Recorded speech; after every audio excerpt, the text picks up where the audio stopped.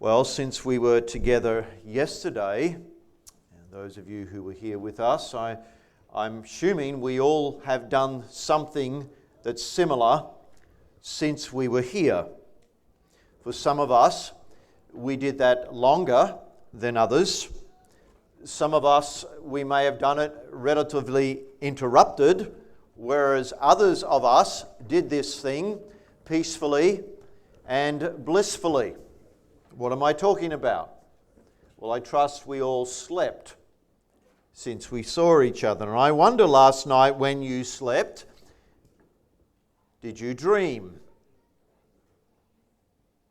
You know, on average, we're told that we actually dream every night for at least 2 hours.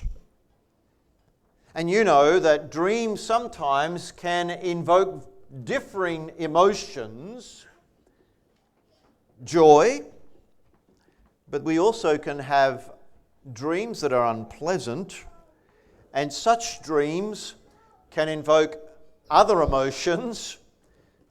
They can invoke confusion, they can invoke fear even.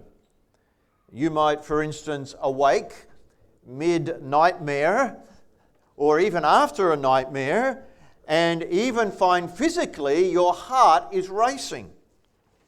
Maybe you woke yourself up in your nightmare because you were yelling. So intense was that crisis that you were literally experiencing in that dreamland.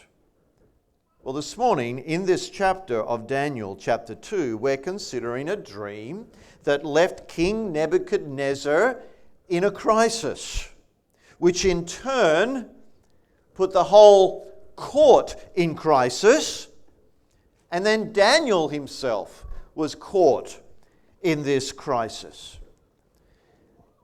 You see, kingdom living in a fallen world can at times find us in a real crisis.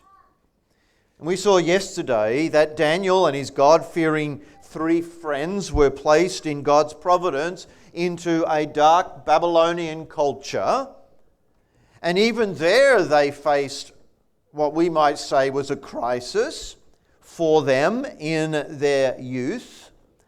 Very early they discovered, being plonked down into that Babylonian culture, that as believers to live in that place it's a very dangerous place to be. But by God's grace, they survived that first crisis where in some ways their faith was tested. And now as we go and open up into chapter 2, it's probably just after their 3-year training program has come to an end. We're told at the end of chapter 1 that they all graduate. And could we say they become those students who were the top of the class? We could describe it that way, couldn't we, when we read the end of chapter 1? And so Daniel is now in the court, it seems, serving as one of the king's wise men. And now this different crisis hits. And so we're going to consider then, how did Daniel handle this new crisis? How do you go when a crisis comes into your life? So we want to think about this as we did yesterday, not just to analyze a story from history, but to see that this is part of the written word of God, and so that this has lessons for us, so that we, living in our Babylon, might be able to learn. How did he respond to a crisis? How do you respond to a crisis?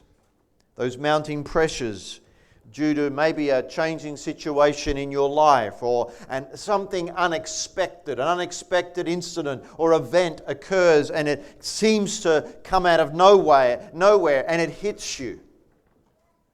How do you go? Well, I believe we see in Daniel chapter 2 that Daniel displayed wonderful courage in the face of this crisis. And so as we consider then what I've entitled this morning, Courageous in a Crisis, I want to open up this passage, or at least parts of this passage, under three simple headings. This is what we'll look at as we go through this. And they all start with the letter C to help you. We're going to see firstly the crisis, and then we'll look at the cry, and then lastly the conclusion. And I'll give you them one at a time as we work our way through. But firstly, the crisis. And so as we step back from that and just think about where we are in the story, everything seems to be going smoothly in Babylon now. Nebuchadnezzar is ruling over this massive empire. This is the world's superpower at that time. And so Babylon, it seems, is enjoying a season of unparalleled prosperity and relative peace. Nebuchadnezzar's troops have been out there defeating surrounding nations, and we know that includes Judah, from where Daniel and his friends were taken, brought this 800 kilometers into this foreign land. They've been trained. They're now working in the civil service in Babylon. And so as Babylon purrs along smoothly, we read in chapter 2 and verse 1, "Now the second year of Nebuchadnezzar's reign, Nebuchadnezzar had dreams, and his spirit was so troubled that his sleep left him." So we've got this image, try and picture it. The citizens of Babylon on this night are enjoying a blissful night's sleep, maybe like yours last night. And the king, though, in his palace is tormented by this dream, or these dreams. Likely this is a reoccurring dream. Research reveals that up to 75% of adults have reoccurring dreams. And 77% of repeated dreams, apparently, are the negative ones. Verses 1 and 2 here tell us that he had dreams, plural. If you look back at those verses, you'll see both verse 1 and 2 tell us he had dreams. And at the end of verse 1 it says his spirit was so troubled, he was so agitated that his sleep had left him. And so Nebuchadnezzar has been so tormented by this vivid dream, he couldn't get it out of his mind. Now I asked before, did you have a dream last night? And some of you shook your head saying no to my question. Do you know that 80 to 90% of the dreams that we have, we forget them before we wake up? I don't quite know how they came to that statistic. But nevertheless, that's what the statistic says. But here is Nebuchadnezzar. He's had this vivid dream, and this is a dream that he hasn't forgotten and he can't forget. It's one of those ones that you wake up and it seems so easily to recall. You've just gone through that experience again through the night. The Hebrew word here describing at the end of verse 1 how he was troubled in his spirit, it actually has the idea that his spirit was agitated. It's a little bit, could I illustrate that, like the old style automatic washing machine, how it would be agitating your dirty clothes inside the machine. It agitates them. That is, it moves them from side to side. It moves them back and forth. It churns it all around in the process of it cleaning. You can picture the image. Well, think of that in terms of Nebuchadnezzar's mind. Nebuchadnezzar, because of this dream, is going through a spin cycle in his mind. His spirit is agitated. He is so troubled and stirred up, he can't settle down. He's tossing to and fro on his bed like that agitator, and his head is swirling around. He's in a great internal turmoil.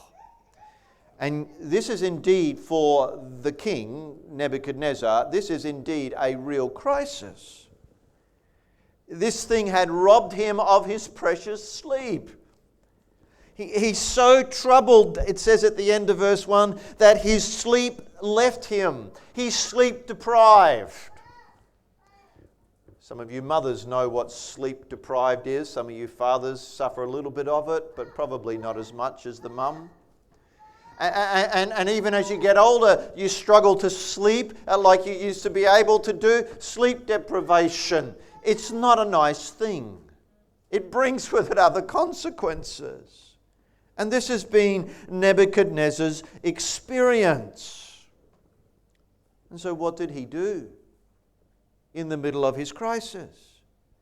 Well, the story goes on to tell us when he's in this crisis, what does he do? He calls out for help. He does what we would say is the very natural thing to do. He asks for help. But who does he call? Well, he calls the men of the world. Look at verse 2.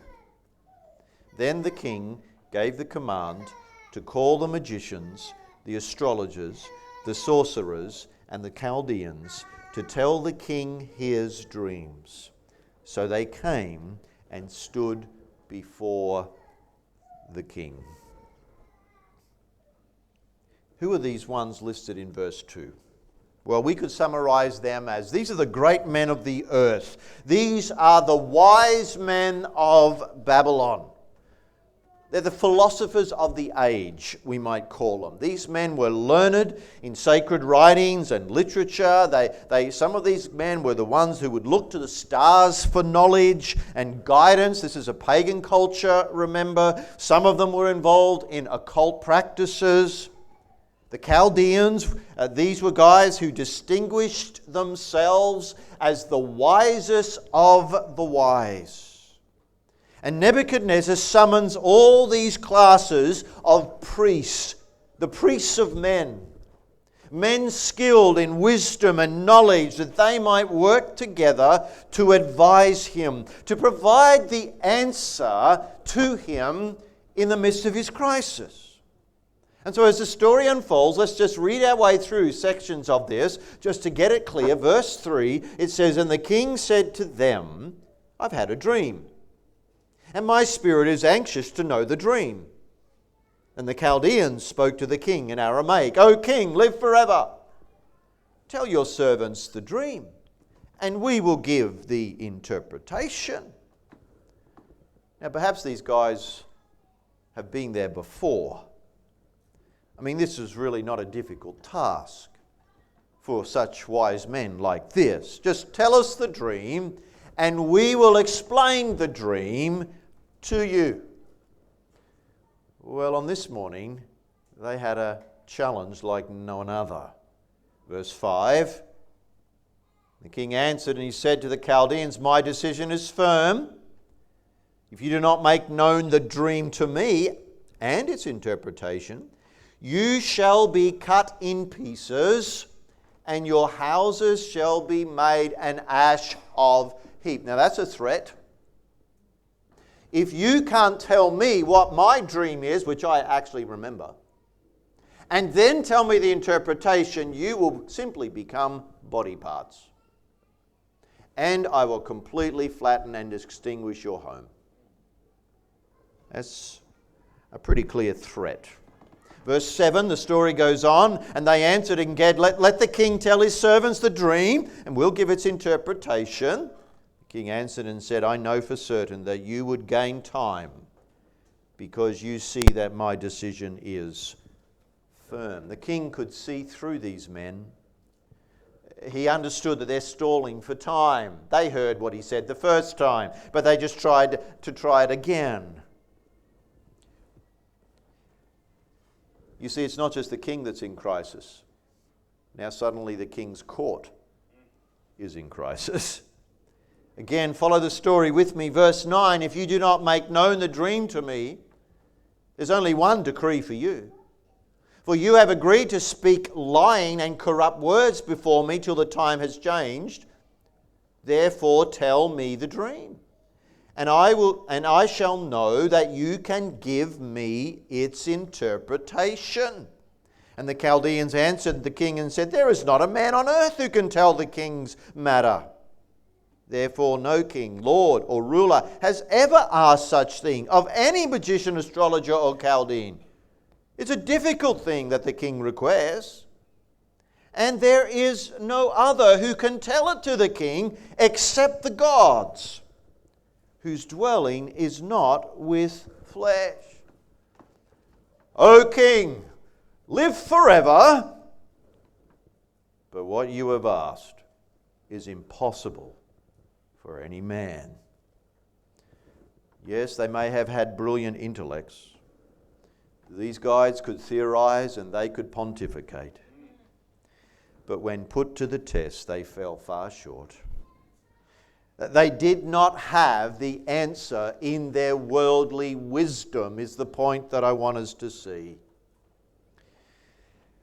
It reminds me of another story from many years ago at the Chicago Divinity School, where an annual day of lectures, people would come to listen. They'd bring their packed lunch, and they would sit and eat on the grassy hill in between listening to these lectures by these great theologians. And one year, Dr. Paul Tillich was invited to speak.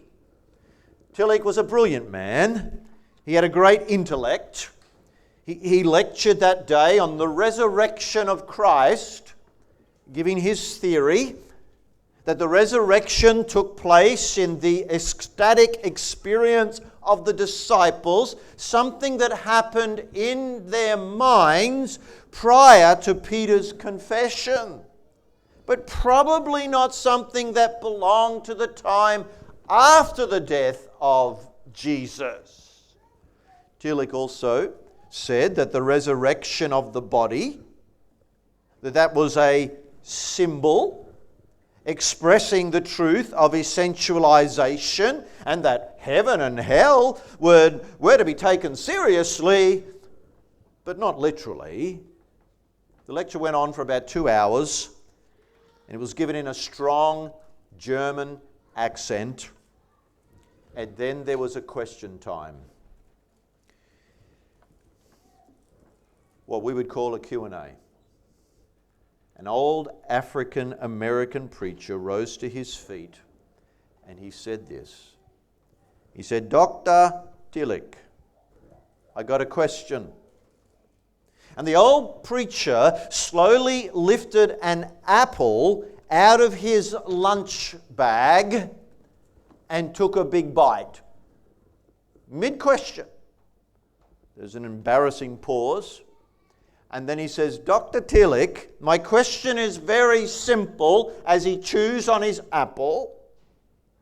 I don't know much about essentializationism, nor about your restitution theory, chewing away on his apple. I don't speak a word of German. All I want to know is this. This apple that I am eating, taking another bite, is it bitter or is it sweet? And in an exemplary scholarly fashion, Dr. Tillich replied courteously, I can't possibly answer that question, for I haven't tasted your apple. And the white-haired preacher dropped the remains of his apple into his lunch bag, and he looked at the Dr. Tillich and he said calmly, neither have you tasted my Jesus. The 1,000 in attendance erupted into applause and cheers. Dr. Tillich thanked the audience and then quickly left the platform. Oh, he was a brilliant man. But all of his theories and all of his pontification could not help him pass that basic test. You see, in this story in Daniel 2, despite all the knowledge These Babylonian wise men, they didn't have the answer in their worldly wisdom. And friends, as then, so now. All the might and all the wisdom of Babylon is still shown up to be bankrupt in our day. In the hour of crisis, Nebuchadnezzar, where does he go? He goes to the men of this world, the so-called wise men, and they were useless.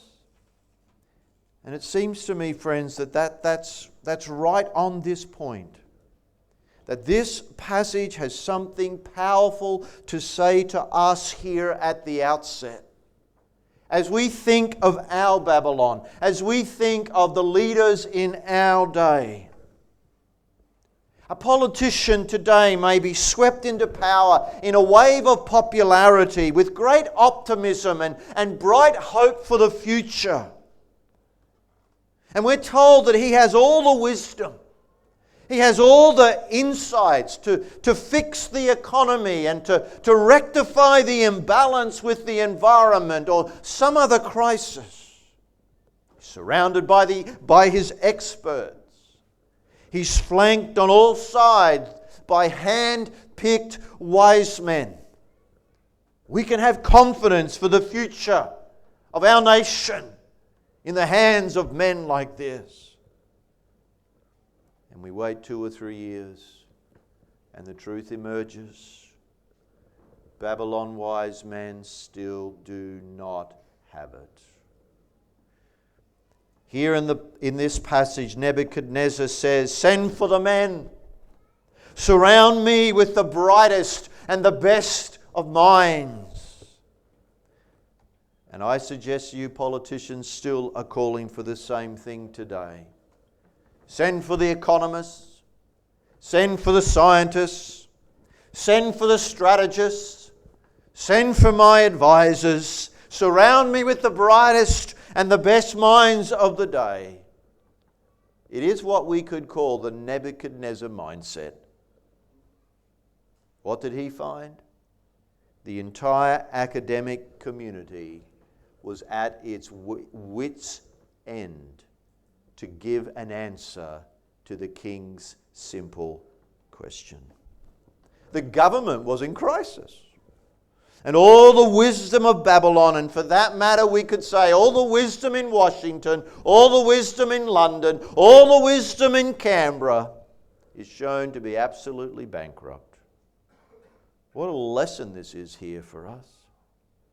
And I want to suggest to you that this lesson that I'm raising at the outset of this chapter is summarized so wonderfully for us in two different Psalms. So I'm going to ask you to turn with me to Psalm 146. I believe we have a clear summary here, Psalm 146, of this profound lesson. We're thinking of the crisis. And here's the lesson, Psalm 146, summarized in verse 3. Do not put your trust in princes, nor in a son of man, of whom there is no help. If you turn with me to another passage in the book of Psalm, back to chapter 60. And we read 2 verses in that chapter. Psalm number 60, verse 11. And there it says, "Give us help from trouble, for the help of man is useless. Through God we will do valiantly. It is He who shall tread down our enemies." And so the summary is the hope that we have for our nation, our Babylon. It is not found in man, even the so-called best of men. Our hope alone is in God in our time. So clarification, our hope for today, for our world, is not in Donald Trump. It's not in any politician. It's not in the Prime Minister Albanese. If Nebuchadnezzar could come back to us today, he too would say now, do not put your hope in men. Do not put your confidence and trust in men. Put it in God. Coming back to our story in Daniel chapter 2, still thinking just a little further on the crisis. Look with me back into the story, verse 12. For this reason the king was angry and very furious, and gave the command to destroy all the wise men of Babylon. So the decree went out, and they began killing the wise men, and they brought Daniel and his companions to kill them. The soldiers are dispatched. Their swords are drawn. And it seems from the text that heads were already beginning to roll. You see, now the crisis has moved. The crisis has moved from the king and his bedroom. It's moved to the court, and now it's gone further afield. The crisis comes to Daniel's life. The end of verse 13. And they sought Daniel and his companions to kill them. We don't have all the details of the story, but clearly he was somewhere else. Maybe he's at the market. Maybe he's at some other town. They sent out officers. They find Daniel. They track him down. Nebuchadnezzar, his men are armed. They're ready to fulfill the king's decree. Their swords are drawn. They're ready to obey. And it seems that Daniel at this point wasn't even aware of what had been unfolding in the palace. Verse 14 says, Then with counsel and wisdom Daniel answered Arioch, captain of the king's guard, who had gone out to kill the wise men of Babylon. He answered and said to Arioch, the king's captain, Why is the decree from the king so urgent? Then Arioch made the decision known to Daniel. Daniel finds himself caught in this crisis. What shall he do? What's Daniel going to do now that he's in a crisis? Just try and imagine this. Just make this more personal. If your neighbour came to your door tomorrow morning and had a gun and pointed the gun to your head and said to you, Tell me the dream that I had last night, or else. Okay? That's personal. What would you do? What would be your reaction? Go weak at the knees? Fall into a pile of jelly? You panic? You send the word to the wife and kids, quick, get out the back door? Try and come up with a plan of escape? Make a run for it? What did Daniel do? According to verse 14, Daniel displayed great wisdom. Wisdom in even how he spoke. But there's also great courage here, I would suggest. Who was Arioch? He's the man who's in charge of killing the wise men. Then verse 16 says, So Daniel went in and asked the king to give him time, that he might tell the king the interpretation. What courage to go to the king, who the last time he was described in this passage was in a fit of rage. Why did Daniel want more time? Was that so he could organise a political lobby group? To grow the membership base, to get a greater influence? Why did he need more time? Was that for him to call for a summit? To have a talk fest? Was it for him to devise an escape plan? Now bear in mind that Daniel and his friends were part of a small remnant who were left on the planet. And so here we have the crisis. And now I want us to think of secondly, that second C that I told you about before as we move into the next section of the passage and focus on the cry. Look at verse 17.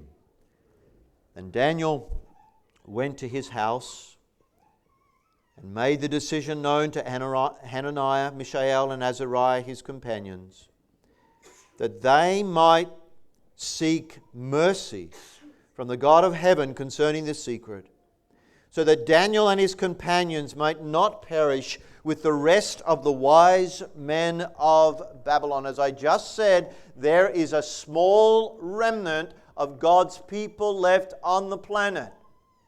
I want to suggest to you there's more than just self-preservation then going on here. What does he do in his hour of crisis? He goes home. He gets his 3 friends together so that they could lay out this matter before God in prayer.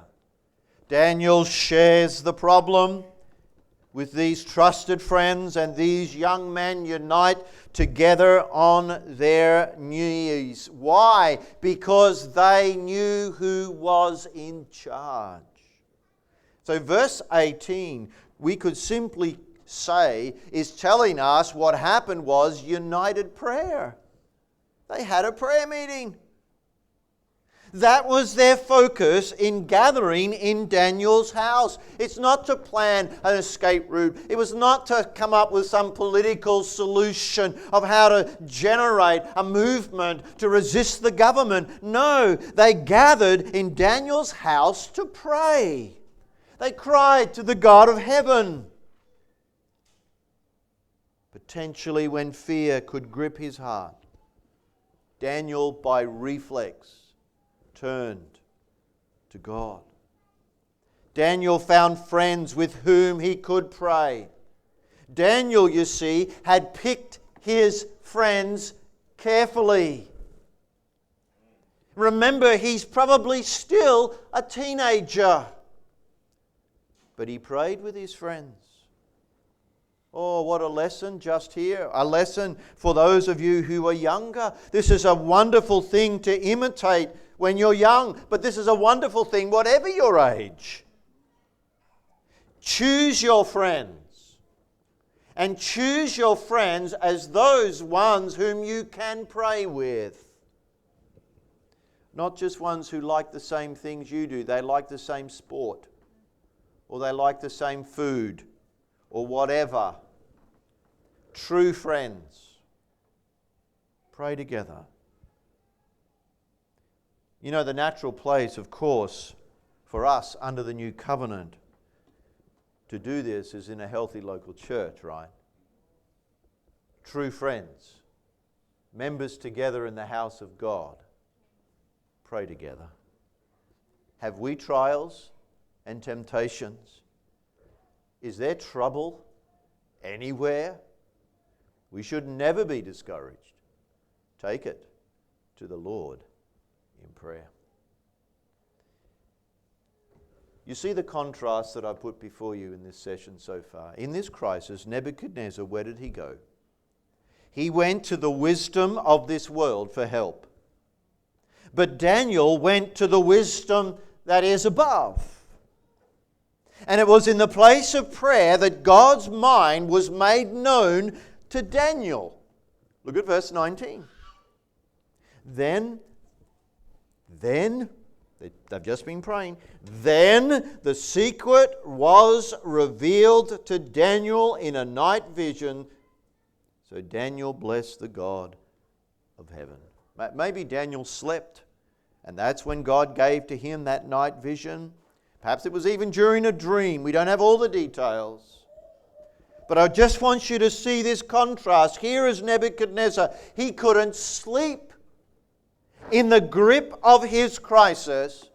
But it seems Daniel could rest in God, and perhaps Daniel was even sleeping when God gave him the answer.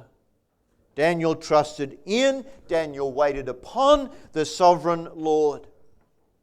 And you see, Daniel, therefore, because of that, could rest in the night, though the threat of death at this point in the story was very real still upon them. The knock could come in the morning on their front door.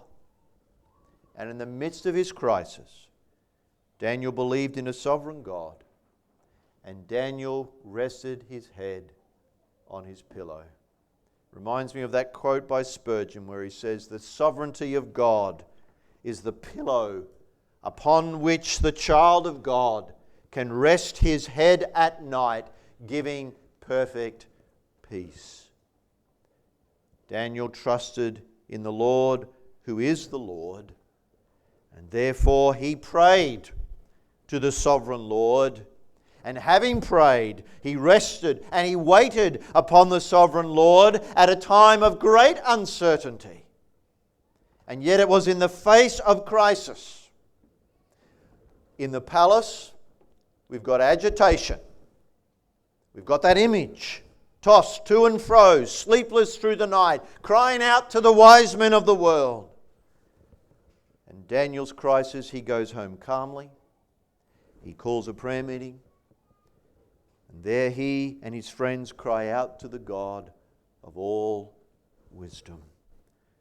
We see the crisis, we see the cry, and now thirdly, the conclusion. Do you notice the first thing that Daniel does when God gives him the dream? There in verse 19, just have a look and see how the verse 19 ends. The second sentence says, "So Daniel blessed the God of heaven." The immediate thing he does is he praises God. And then he describes God. We could say in verse 20, "Blessed be the name of God forever and ever, for wisdom and might are his. And he changes the times and the seasons. He removes kings and raises up kings. He gives wisdom to the wise and knowledge to those who have understanding. He reveals deep and secret things. He knows what is in the darkness, and light dwells with him." You, Lord, are the sovereign ruler of the skies. It's you, Lord, who has established Nebuchadnezzar as king over Babylon. And in your time, you're going to remove him as king over Babylon. It's you, Lord, who raises up prime ministers and presidents and even dictators. You are sovereign. You, not them. Daniel goes back to Arioch as we move the story forward. And he says, "Stop the executions. I have what the king needs. I have the dream. I have the interpretation." And the captain of the guard goes into the king. I want you to jump with me down to verse 25. Arioch quickly brought Daniel before the king and said thus to himself, "I have found a man of the captives of Judah who will make known to the king the interpretation." Here's Arioch trying to take the credit. "I have found him." And we should respond and say, "No, you didn't, you weasel. Daniel went and found you." You see what Arioch's trying to do? He's maneuvering himself in the king's palace. He's trying to get credit here. And you know, that stands out in amazing contrast with Daniel when he speaks with the king. Look down at verse 30. "But as for me, king, this secret has not been revealed to me because I have more wisdom than anyone living. But for our sakes who make known the interpretation of the king, that you may know the thoughts of your heart." Arioch takes credit before the king, while Daniel gives God all the credit. "I am nothing, O king. I, Daniel, am just an ordinary man. I'm no wiser than anyone else. It's God who is the revealer of secrets." And then I want you to focus now hone in on verse 28. Because there's a wonderful phrase here where Daniel says, "But there is a God in heaven who reveals secrets." Your wise men know nothing. As men, Daniel says, we are useless. I don't know these things, but I know the one who does. Nebuchadnezzar, men of this world can't help you as you have seen. But there is a God in heaven. Nebuchadnezzar, this God who is in heaven, sits on his throne. He rules. He rules over you, Nebuchadnezzar. There is a God in heaven. That's the phrase for us to get.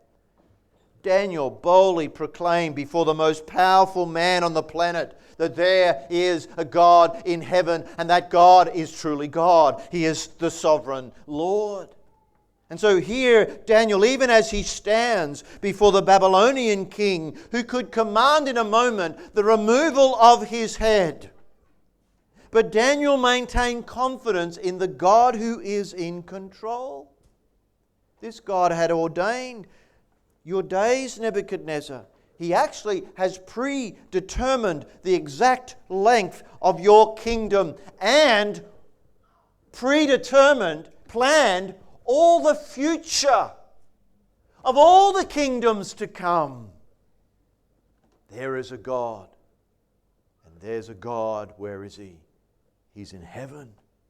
Yes, King Nebuchadnezzar, your kingdom is going to come to an end. Is that not what your dream said? God will raise up the Medes and the Persians. And then after them will come the Greeks.